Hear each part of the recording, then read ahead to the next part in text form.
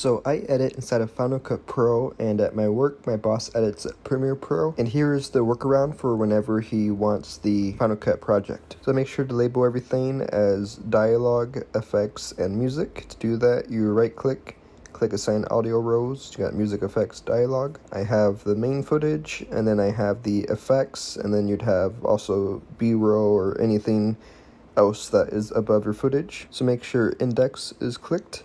Click on rows. You can now click on this right here to separate the effects, music, and dialogue to see everything. And I'm first going to export the dialogue by itself, so I'll turn off video, effects, music, Command E. I'll make sure to label the video as dialogue. Go over to settings, click on format, and go to audio only. Click on next, click on new folder, and I'll go ahead and just title it the name of the video and save it there. So now this is exporting. Now you just want to do the same thing for all of the other ones. So get rid of dialogue and now turn on effects. Command E. Go ahead and just title it sound effects. It's set to audio. It goes to Star Wars title. Do the same thing for music. Now after all the sound is done, I'll go over to video. I'll go ahead and first just have all the regular video. So I'll highlight all of the video effects and B-roll. Click V to turn off. Title this video file, go to settings, go ahead and do video and audio for video only. And with this one, you could actually go ahead and have dialogue turned on just so it makes it easier to make sure everything's synced. I'll go ahead and just do computer, go ahead and export it. And then after